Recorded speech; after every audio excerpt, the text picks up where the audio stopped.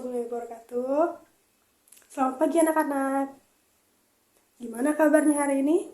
Waalaikumsalam warahmatullahi wabarakatuh. Selamat pagi, Bu. Pagi, Bu. Alhamdulillah, baik, Bu. Baik, Bu, walaupun agak ngantuk dikit. Nah, jangan ngantuk dulu. Hari ini kita bakal belajar salah satu peristiwa paling penting dalam sejarah Islam, yaitu Fathul Mekkah. Bu, aku sering dengar nama Fathul Mekkah, tapi masih bingung sebenarnya apa sih, Bu? Di Fathul Mekkah itu adalah peristiwa penaklukan kota Mekkah oleh Nabi Muhammad SAW bersama umat Islam pada tahun 8 Hijriah atau sekitar 630 Masehi. Peristiwa ini menjadi salah satu kemenangan terbesar umat Islam karena Rasulullah berhasil kembali menguasai kota Mekkah setelah sebelumnya beliau dan para sahabat pernah diusir dari kota tersebut. Berarti dulu Rasulullah pernah diusir dari Mekah ya, Bu? Betul sekali, dulu kaum Quraisy di Mekkah sangat memusuhi dakwah Islam. Mereka menghina Nabi Muhammad SAW, menyiksa para sahabat, bahkan memboikot umat Islam supaya tidak bisa hidup tenang. Karena tekanan yang sangat berat itulah, akhirnya Rasulullah dan para sahabat hijrah ke Madinah.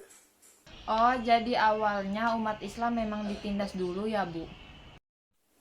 Iya, tapi walaupun sudah hijrah ke Madinah, hubungan antara kaum muslim dan kaum Quraisy masih sering terjadi konflik, sampai akhirnya dibuat perjanjian Hudaybiyah, yaitu perjanjian damai antara kaum muslim dan kaum Quraisy agar tidak terjadi peperangan. Kalau udah damai, kenapa akhirnya ada Fathul Mekah, Bu? Kan udah damai, Bu. Karena kaum Quraisy melanggar perjanjian tersebut, mereka menyerang sekutu dari kaum muslim. Nah, tindakan itu membuat perjanjian damai akhirnya jadi batal. Akhirnya, Rasulullah memutuskan untuk menuju ke kota Mekah bersama sekitar 10.000 pasukan muslim. Buset, banyak banget, Bu. Betul, tapi yang menarik adalah Rasulullah tetap memerintahkan pasukannya untuk tidak melakukan kekerasan jika tidak diserang terlebih dahulu.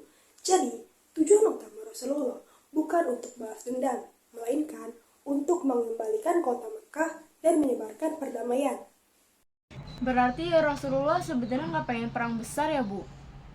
Benar sekali, bahkan ya, pada saat Muslim memasuki kota Mekah, banyak penduduk Quraisy yang memilih menyerah karena melihat kekuatan umat Islam yang sangat besar dan teratur. Nih, bayangin ya situasinya, pada malam hari, ribuan pasukan Muslim berjalan memasuki kota Mekah sambil memandangkan takbir, Allahu Akbar, Allahu Akbar. Ih, merinding banget, Bu, kalau dibayangin. Suasana pada malam itu tuh sangat megah sekali. Nah, dalam beberapa film juga, Fathul Mekkah itu digambarkan ada suara takbir, langkah kaki pasukan, dan suara beduk yang membuat suasana tuh semakin menegangkan. Kayak sinematik perang gitu ya, Bu? Iya, tapi yang paling luar biasa itu bukan soal jumlah pasukannya, Terus apa, Bu? yaitu pada saat Rasulullah berhasil masuk ke kota Mekah, beliau tidak membalas dendam kepada kaum Quraisy sedikit pun. Padahal dulu beliau tuh pernah dihina, dilempari, bahkan diusir dari kampung halamannya sendiri. Mungkin kayaknya kalau orang lain udah marah besar sih, Bu. Nah, tapi justru Rasulullah menunjukkan akhlak yang sangat mulia. Beliau memberikan pengampunan kepada kaum Quraisy. Bahkan Rasulullah mengatakan bahwa mereka semua dibebaskan dan tidak akan dibalas atas kesalahan mereka pada masa lalu.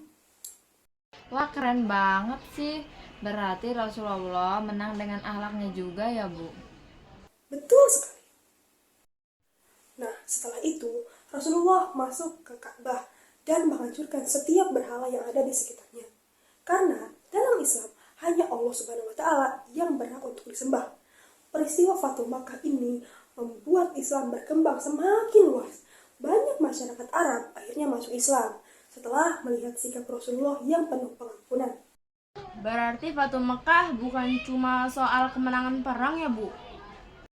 Benar, Fathul Makkah mengajarkan tentang kesabaran, perdamaian, memaafkan, dan tidak sombong saat mendapatkan kemenangan. Kalau hikmahnya buat kehidupan sekarang apa, Bu? Hikmahnya banyak sekali. Kita diajarkan untuk tidak mudah membenci orang lain, tidak membalas dendam, belajar memaafkan, dan tetap rendah hati walaupun sedang menang. Karena kemenangan terbesar sebenarnya adalah ketika kita bisa mengendalikan emosi dan memiliki hati yang baik seperti Rasulullah SAW. Wah, ternyata pelajaran SKI dalam juga ya, Bu. Nah, sekarang udah paham belum nih tentang Fatu Makkah? Udah, Bu, jadi lebih ngerti sejarahnya. Dan ternyata seru juga kalau dijelasin kayak gini. Makanya jangan selalu tidur pas pelajaran SKI. Siap, Bu. Walaupun biasanya habis istirahat berat sih. Baik, kita cukupkan untuk pelajaran hari ini dengan membaca hamdalah bersama-sama. Alhamdulillahirrabbilalamin. Wassalamualaikum warahmatullahi wabarakatuh. Alhamdulillahirabbil alamin. Waalaikumsalam warahmatullahi wabarakatuh.